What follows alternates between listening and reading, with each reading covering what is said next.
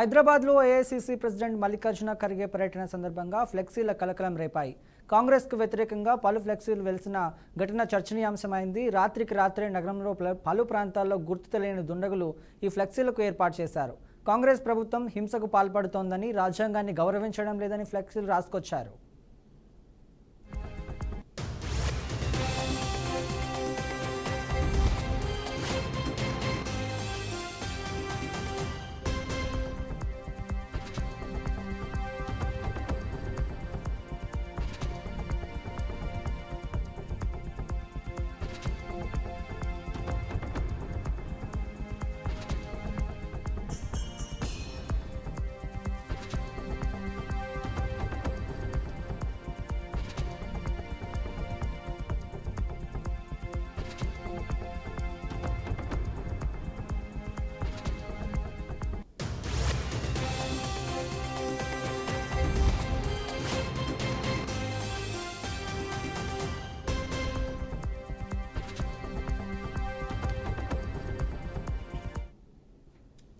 హైదరాబాద్లో AICC president Mallikarjuna Kharge పర్యటన సందర్భంగా ఫ్లెక్సీలు కలకలం రేపాయి.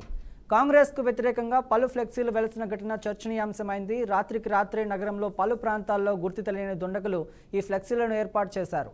కాంగ్రెస్ ప్రభుత్వం హింసకు పాల్పడుతోందని, రాజ్యాంగాన్ని గౌరవించడం లేదని ఫ్లెక్సీల్లో రాసుకొచ్చారు.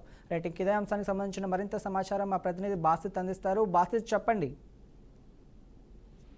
హైదరాబాద్ లో ఫ్లెక్సీల కలకలం రేపుతుంది. మల్లికార్జున ఖర్గే పర్యటన వేళ కాంగ్రెస్ వ్యతిరేక నినాదాలతో నగరంలో ఫ్లెక్సీలు వెలిశాయి.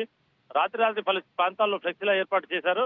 హింస, రాజ్యాంగ నిర్లక్ష్యం అంశంగా నినాదాలతో ఖర్గే పర్యటనను టార్గెట్ చేస్తూ వ్యతిరేక ప్రచార ఫ్లెక్సీలు వెళ్లడంతో అన్ని కలకలం రేపుతున్నాయి. హైదరాబాద్ లోని ఏఐసీసీ ప్రెసిడెంట్ మల్లికార్జున ఖర్గే పర్యటన సందర్భంగా ఫ్లెక్సీలు కలకలం రేపడంతో కాంగ్రెస్ పలు ఫ్లెక్సీలు వెలిసిన ఘటన చర్చనీయాంశంగా మారింది. రాజకీయ చర్చనీయాంశంగా మారిన ఈ ఘటన రాత్రి నగరంలో పలు ప్రాంతాల్లో గుర్తు తెలియని దుండగులు ఈ ఫ్లెక్సీలను ఏర్పాటు చేయడం జరిగిందని చెప్పి వాళ్ళు దాని మీద చర్చించుతున్నారు. కాంగ్రెస్ ప్రభుత్వం పడుతుందని, రాజ్యాంగం గౌరవించడం లేదని ఫ్లెక్సీలలో నినాదాలతో రాయడం జరిగింది. ఈ నేపథ్యంలోనే ఏఐసీ అధ్యక్షుడు ఈ రోజు ఖర్గే సీఎం రేవంత్ రెడ్డి కూడా భేటీ అయ్యారు. కులగణన, బీసీ రిజర్వేషన్లు వచ్చిన అంశాలపై వాళ్ళు చర్చిస్తున్నట్టు సమాచారం అందుతుంది. అనంతరం పీఎస్సీ సమావేశం జరుగుతుందని చెప్పి సమాచారం ఉంది. స్థానిక సంస్థల ఎన్నికల వ్యూహం, పార్టీ సంస్థాగత నిర్మాణంపై చర్చించనున్నారు. విభేదాలకు పరిష్కరించాలని ఖర్గే సీఎం సూచించినట్టు సమాచారం ఉంటుంది. Court studio. కాంగ్రెస్ నాయకులు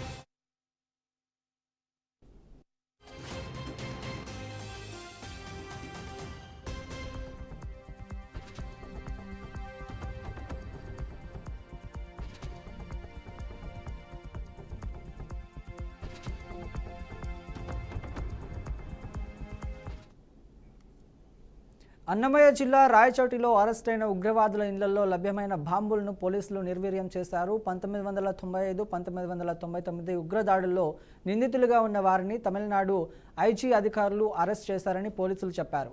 వారు 20 ఏళ్లుగా అన్నమయ్య జిల్లా రాయచోటి పట్టణంలో తప్పుడు పేర్లతో జీవిస్తున్నారని తెలిపారు. రాయచోటిలో ఉగ్రవాదుల కార్యకలాపాలపై కర్నూలు రేంజ్ డీఐజీ కోయా ప్రవీణ్ మా ప్రతినిధి మన్నయ్య ఫేస్ టు ఫేస్.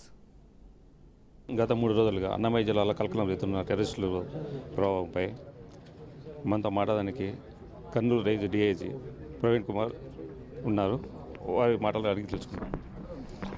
మనకి 3 రోజుల క్రితం తమిళనాడు పోలీసులు ఒక ఎన్బిడబ్ల్యూ హత్య నేరంలో 2 అనుమానితుల్ని అరెస్ట్ చేయడానికి మన సహకారం అడిగినారు. మనం సహోదరభావంతో వారికి సహకరించినాం.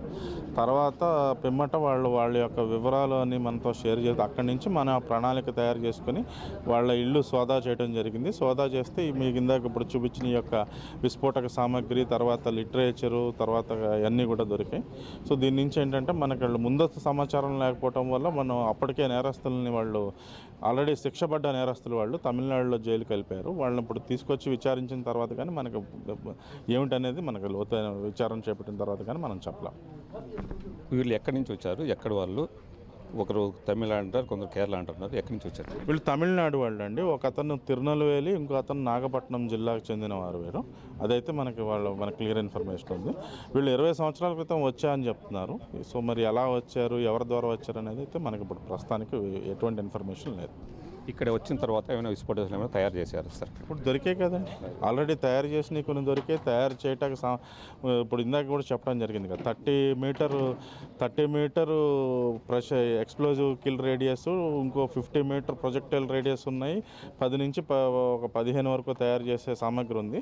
అలాగే రామేశ్వరం కేఫే బాంబ్ బ్లాస్ట్లో వాటిని అటువంటిది అయితే 50-60 తయారు చేయొచ్చు ఉన్నదంతా. మొత్తమైన ఇక్కడ వచ్చిన తర్వాత ఎక్కడైనా వచ్చిన తర్వాత అదే 2013 మనకున్న ప్రాథమిక సమాచారం ప్రకారం వాళ్ళు ఇక్కడ రాయచోట్లో 20 సంవత్సరాల నుంచి నివాసం ఉంటున్నారు. 12 సంవత్సరాల క్రితం జరిగిన బెంగళూరు మల్లేశ్వరం బీజేపీ ఆఫీస్లో వీళ్ళు ప్రథమ ముద్దాయిలుగా ఉండటం జరిగింది. సో ఇక్కడికి వచ్చిన దాన్ని బట్టి మనం చూస్తే అంచనా ప్రకారం ఇక్కడికి వచ్చి స్థిరపడ్డ తర్వాత ఆ యొక్క ఉగ్రవాద చర్య చేపట్టారనేది మనం చెప్పగలుగుతాం. వీళ్ళు ఏ సంస్థకు చెందిన వాళ్ళు? అల్లుమా అండి, అల్లుమా. అంటే వీళ్ళు మ్యాప్ ఏమన్నా ఉంది సార్ వీళ్ళకు సంబంధించి? ఎక్కడెక్కడ ఏం విస్ఫోటనం చేయాలనేది ఒక రూట్ మ్యాప్ ఏమైనా ఉందా? ఉద్దేశం అయితే ఉందండి. ఒక 3 మహానగరాల మ్యాప్ రైల్వే నెట్వర్క్ దొరికాయి. చేస్తారా, చేసే ఉద్దేశం ఉంది. చేయగలుగుతారా చేయలేదా అనేది మనం చెప్పలేం కదా. ప్రస్తుతం ఇంకా చేసే అవకాశం లేదు.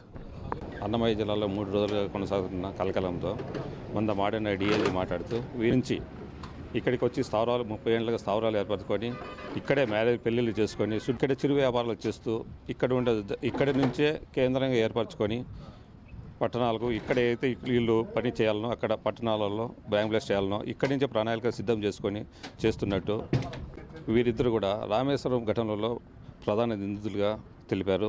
కర్నూలు రేంజ్ డిఐజీ కోయ ప్రవీణ్ గారు. కెమెరామెన్ చారితో మునయ్య, అన్నమయ్య జిల్లా నుంచి.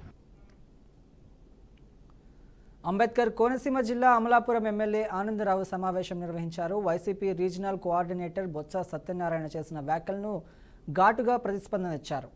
సీఎం చంద్రబాబు నాయకత్వంలో రాష్ట్రంలో సుపరిపాలన కొనసాగుతుందని పేర్కొన్నారు. జగన్ హయాంలో తుగ్లక్ పాలన సాగిందని ఆగ్రహం వ్యక్తం చేశారు.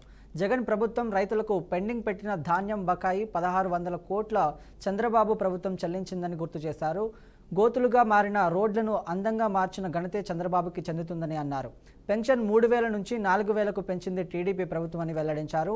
మేము ఇంటింటికి వెళ్తే అభినందనలు అందుతున్నామని, మీరు ప్రజల ముందుకు వెళ్తే మాత్రం ప్రజలే మిమ్మల్ని తరిమి కొడుతున్నారని ఎద్దేవా చేశారు. ప్రభుత్వాన్ని విమర్శించే నైతిక అర్హత వైసీపీ పార్టీకి కానీ ఆ పార్టీ నాయకులకు కానీ లేదు. ఎందుకు లేదు అంటే 151 సీట్లతో మిమ్మల్ని గెలిపించి మీ జగన్మోహన్ రెడ్డిని ముఖ్యమంత్రి చేసి ఈ రాష్ట్రాన్ని చాలా కాలం పరిపాలన చేయమని కోరితే ఈ పరిపాలన చేతకాక అలాంటి మీరు ఇప్పుడు తగుదురమ్మా అంటూ తెలుగుదేశం పార్టీని, కూటమిని, చంద్రబాబు గారిని విమర్శించడానికి తయారవటం ఎలా ఉందంటే సిగ్గులేనమ్మ వీధెక్కి గొంతులేనట్టు ఉంది. ఈరోజు ఒక నాయకుడు ఏమంటాడంటే బాబు సూర్యుడిపై నిలదీద్దామంటాడు. ఏం నిలదీస్తావు నువ్వు? అసలు నువ్వు ఇచ్చిన హామీలు ఏమన్నా నీ ముఖ్యమంత్రి అప్పుడు జగన్మోహన్ రెడ్డి అమలు చేశాడా? ఒకే ఒక ఎగ్జాంపుల్, నేను నెగ్గిన వెంటనే 2000 ఉన్న పెన్షన్ని 3000 చేస్తానని చెప్పాడు మీ నాయకుడు జగన్మోహన్ రెడ్డి. నెగ్గినాక ఏమన్నాడు? పెంచుకుంటూ పోతానని 5 ఏళ్ళు పట్టింది 1000 రూపాయలు పెంచడానికి. కానీ ఇప్పుడు చంద్రబాబు నాయుడు గారు 1000 రూపాయలు నెగ్గిన వెంటనే మొదటి సంతకంతో ఆయన పెంచాడు, 4000 ఇస్తున్నాడు. అంగన్వాడీ సెంటర్లో చిక్కీలు ఇచ్చినటువంటి కాంట్రాక్టర్కి 180 కోట్ల బిల్లు నువ్వు ఎవలా పోయావు? అది ఎవరు ఇచ్చారు? చంద్రబాబు గారు ఇచ్చారు. అలాగే ఉద్యోగస్తులకి 1వ తారీఖున జీతాలు నువ్వు ఎవలా పోయావు? ఎవరు ఇచ్చారు? చంద్రబాబు గారు ఇచ్చారు. కాబట్టి సుపరిపాలన అంటే 1వ తారీఖుకి ఉద్యోగస్తులకి జీతాలు ఇవ్వటం, 1వ తారీఖుకి 4000 రూపాయల పెన్షన్ని పేదలకు అందించడం. ఎంతకంటే ఇంకేం ఉదాహరణ కావచ్చు సుపరిపాలనకి? ట్రినిడాడ్ అండ్ టొబాకో దేశ పర్యటనలో భాగంగా ఆ దేశ ప్రధానికి భారత ప్రధాని నరేంద్ర మోడీ అరుదైన బహుమతిని అందజేశారు. కమలా ప్రసాద్ బిస్సెసర్కు అయోధ్య రామ మందిర నమూనాను ప్రత్యేక కానుకగా అందజేశారు. కరేబియన్ దేశం ట్రినిడాడ్ అండ్ టొబాకోతో భారతదేశానికి ఉన్న బలమైన సాంస్కృతిక ఆధ్యాత్మిక బంధాలను చాటి చెప్పే ప్రయత్నం చేశారు. 2 రోజుల పర్యటన నిమిత్తం ట్రినిడాడ్ వెళ్లిన ప్రధాని మోడీ గౌరవార్థం ఆ దేశ ప్రధాని కమలా ప్రసాద్ విందు ఏర్పాటు చేశారు. అయోధ్య రామాలయ నమూనాతో పాటు పవిత్ర సరయా నది జలాన్ని ప్రయాగ్రాజ్లో జరిగిన మహాకుంభమేళా తీర్థాన్ని కూడా వారికి బహుకరించారు. ఈ బహుమతులకు భారత్ ట్రినిడాడ్ మధ్య ఉన్న లోతైన సాంస్కృతిక సంబంధాలను ప్రతిబింబిస్తాయని చెప్పారు.